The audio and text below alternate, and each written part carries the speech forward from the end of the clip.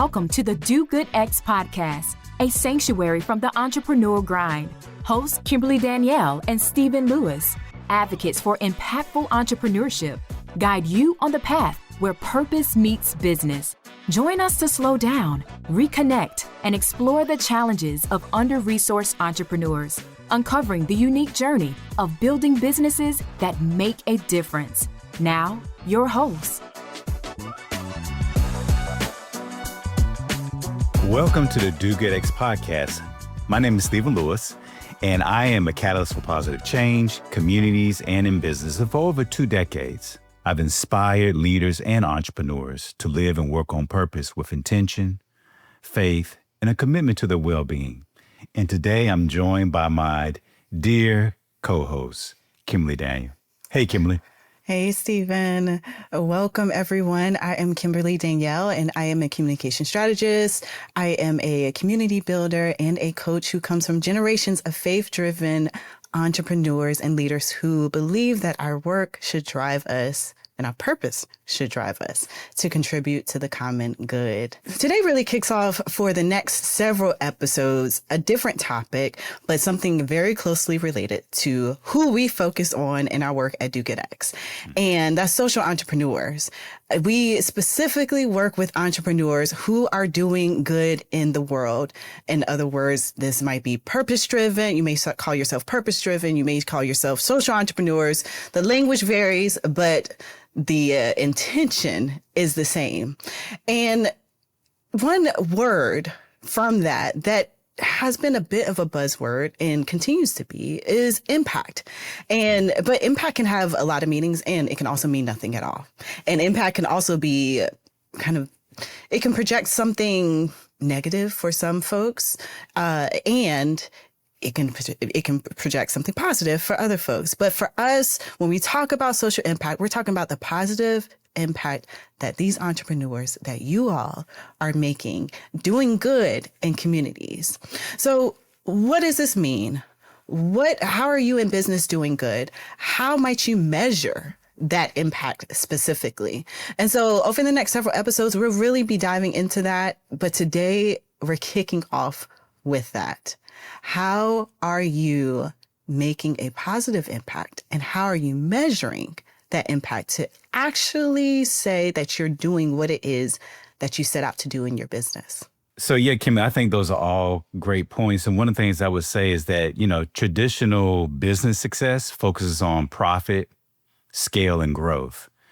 And while one way of social entrepreneurs do to measure success reflects that of traditional businesses, they also focus on results like transformation, equity, justice, regeneration. But these are just so much harder to qualify. So how do you measure what matters? Are you measuring outputs or outcomes? And if so, how?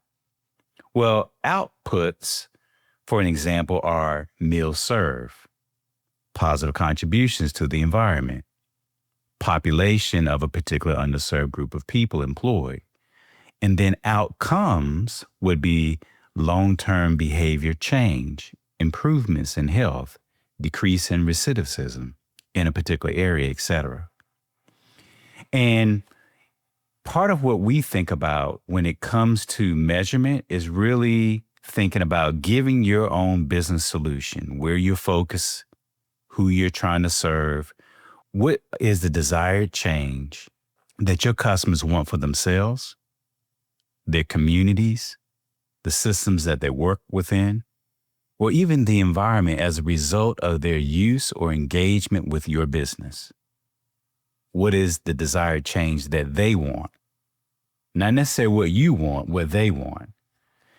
And then I think what I would invite people to think about are kind of like their goals. So what is like 1 or 2, not 5, not 6, but what are the 1 or 2 most important positive impacts that you can achieve through your business with your team and or partners in a 12-month or 24-month or 36-month period as a result of your answer to the previous question, which is, what do your customer desire? What is the desired change they desire? And then I would invite you to think about your hypothesis. So it's kind of like, how does actually success is achieved? How will you know that you've actually achieved success? Again, a 12, a 24, or 36-month period. What will be different in the lives of your customers, their communities, the systems that they work within, or the environment that your business is trying to serve? How does that happen? And how will you know that you've gotten there? The next thing I would invite entrepreneurs to consider are key indicators. What are 2 or 3 success indicators that you and your team are making towards the progress that you hypothesize and your impacted goals? And then finally, I would say choose, kind of a practical ways in which you can collect data, because you can spend your whole time trying to collect a whole bunch of data, but really you're collecting data on the actual indicators that will demonstrate that you're actually making progress.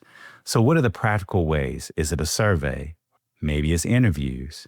Maybe it's talking to your customers directly and finding out what's different as a result of using or engaging in your business solution. And so then I would invite you to think about these set of questions as you think about measurement that I've just named here. And then what I want to invite you is to consider 2 things. How do you know that your venture is making a difference? That's really what measurement is trying to get at. And then more importantly, what is really the social good footprint of your business? So you talk about the carbon footprint of your cars and the pollution. What is the social good footprint of your business venture? And I think to the extent that you can wrestle with those 2 questions, that can help you think more thoughtfully about measuring impact. That's really good, Stephen. I want to go back to just something you said earlier too, in just acknowledging for folks who are social entrepreneurs. Typically, when you're looking at impact, because of the nature of the work, you may be looking for more long term, like what is this going to look like, which may or may not outlive you, what your organization or business is able to do. So, but it is so important to get clear about what it is that you want to measure so that you have those indicators in place. You have ways of collecting the data or collecting the stories, whatever that qualitative or quantitative data might look like, to really support and reflect to others, and specifically to you and your team, that the work you're doing is making the difference that you intended for it to make. And so the steps that you walked through, Stephen, and the tips are so helpful and important for you all to consider. And I'll also say, Stephen, you kind of hit on this a little bit, talking about, when we're thinking about impact, it doesn't just need to come from your own head. It needs to come from the lived experiences, what people need, the problem that you're addressing for a particular community or a group of folks. And so the people that you are reaching with your work, are they helping you or involved in some type of way in defining what impact looks like? That might mean, you just doing your research. That might mean getting out and talking to people and understanding what it is their needs are so that you can determine the type of impact that needs to be made. And at the end of the day, impact is something that should be co-created and not imposed on a particular group to say, like, this is how I think you need to be supported. And so it's so important as values-driven individuals, as people who want to do good, to be mindful of that. And when you're looking at measuring the impact, you're asking the communities through those interviews that Stephen mentioned or surveys, what has changed? What feels different? What do you need now? Because maybe their needs change because you actually made a difference and you addressed or solved a problem that they once had, or it has evolved into something else. So, just consider that. Who is collecting data? How are you collecting data? Is it ethical in the way that you're collecting data? And so these are all, I know there's a lot of questions that we are providing you all to consider. But these are good questions to reflect on, to have clarity around what you're measuring and to make sure that what you're measuring matters, like Stephen said earlier. One organization or business that Stephen and I have looked at multiple times for the ways that they not only measure, but communicate their impact is Warby Parker. And Warby Parker addresses the problem that eyeglasses are too expensive. And they have a belief that everybody should have access to eyeglasses and everybody has the right to see. So they have a social good model in the ways that they do their work and giving glasses, giving a pair, the buy one, get one, but also engaging in communities and giving them the ability to do eye exams. But they provide what they offer the eyeglasses as far as developing the materials and selling them. They started by doing it in-house to save money, if you're not familiar with Warby Parker. But what I want to get to specifically as it pertains to impact, they thought through the things that Stephen names. They thought through that social good footprint, starting out with, well, what are our core values? For them, it's around doing good. For them, it's around take action. For them, it's around learn, growing, and repeating, which these are all good for entrepreneurs, period. But these values had implications for the types of things that they measure, because not only are they measuring the impact they're making on the community, but they are also taking note of how they want to hold themselves as a team and as an organization. So you may also be looking at what is the impact you want to have on your team and also on the community that you're serving. But again, they had their core values. Then they identified the key topic areas that they want to measure. And those topic areas didn't just come out of the founders' minds. They talked to team members. They talked to stakeholders. They saw what was most important. So this was around sustainable design, ethics and integrity, product safety, different topics that are important for their particular work. So after they identified those topic areas, they had frameworks. Some of you may be familiar, especially if you're in the social impact space, you may be familiar with the UN Sustainable Development Goals. And so what they do is use that as a framework and as a baseline for pooling what key areas they're addressing. And then after they have that framework, they have their impact indicators. So that's when we're getting down to the nitty gritty. How are we actually going to know that we're meeting this goal? And so for them, for example, focusing on sustainable design, and they wanted to evaluate their supply chain to make sure things are delivered in a timely manner, or they're looking at their particular partners to make sure their items are ethically sourced.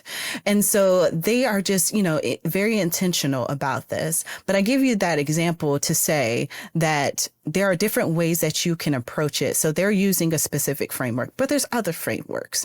They have different topics for their particular business. You have some that will be for your particular impact area, focus area of your business. And these indicators have to meet what it is that your vision, what your team's vision and hopes are for your specific work. Yeah, I mean, I think those are all good points, Kimberly. And Warby Parker is a phenomenal business in terms of who has been able to think very thoughtfully about their impact. And what I would, as you was talking, what it made me think about was that in many ways, impact measurement is a form of customer discovery, but it's about impact discovery. It's really about discovering the impact that you may desire to have, and then the unintended impact that your work may have because of the ways in which your customer or your communities or the environment as a result of your business. And so, I think those are really important. And I think it's, again, that the more that you talk to the people that you're trying to work with, the communities that are impacted by your business, the systems that folks are working within, or the environment as a whole, you will become clearer about the things that you want to do or the things that you want to prevent as a result of your business. So impact isn't always immediate, right? Sometimes it's slow. It's relational, and oftentimes it's messy. But metrics can tell a story, but remember, they're not the whole story. So, I think part of the invitation is to make peace with ambiguity. That some of the most meaningful impact is hard to measure. Think about things like dignity and hope and shifting one's mindset. Those are not easy things to get a handle on. And sometimes you have to journey with your customers and to allow your customers to be able to speak into what they feel as a result of their engagement in your particular business solution. Use storytelling, reflective practices, and community dialogue as a part of your evaluation kit. And then I would just offer kind of 4 other things that you can consider. There are many things that you could actually look at, but I'm just going to offer these 4 things. So SOPAC has a thing that's called the Social Impact Metric Guide. Acumen Academy has 17 impact measurement tools. Then there's also a social impact toolkit for nonprofits. And then Harvard Business Review has a wonderful article about social impact efforts that create real value. But those are just 4 things that we want to leave you with. We'll put them in the actual show notes. But hopefully that this will help kind of catalyze you on your journey to looking at measuring your impact that you want to have in the world. Yeah, listening to you, Stephen, also made me think about storytelling and the power of storytelling. Mm-hmm. And so, just to emphasize something you already named, don't just focus on the numbers too. The stories are very important. Stories actually compel people and reach people in a deeper way than just data points. And so when you're not only thinking about assessing your impact, but also how you communicate that to stakeholders, potential investors or customers, that's important. Storytelling is important. And then the other thing that I would mention as well is sometimes you got to get a little creative. I think back to, I forget where this example came from, but someone wanted to measure the happiness of people after hearing a particular lecture. And so how they did that was they counted the amount of smiles on people's faces in the room after that. So, also be creative with how you might measure the impact. So I really hope that this, if you're in the social entrepreneur space, this has given you some ideas to measure what it is that you're up to. And remember that impact isn't just about doing good, particularly positive impact isn't just about doing good, but it's also about being accountable to the change that we say that we are creating, that we claim. And so it's a level of accountability as well. And if you are tuning in and if you are a purpose-driven founder wondering how to track the real effects of your work and who your business is actually serving, we are here for that deeper conversation. You can learn more and join our community at dogoodx.org. And we hope you stay tuned because this episode, like I said, is just the beginning. And some of the questions that we held and posed for you all, we might be addressing them in other episodes with some guests and experts in the field. So just continue to tune in. And until then, think about your impact, think about how you're going to measure it, and continue to do that. Thank you for listening to the Do Good X podcast. To continue the conversation or access our resources, visit www.dogoodx.org. Join us again for conversations that will nourish your soul, ignite your dreams, and empower you to build an impactful business, one intentional step at a time. Until then, keep striving, thriving, and doing good.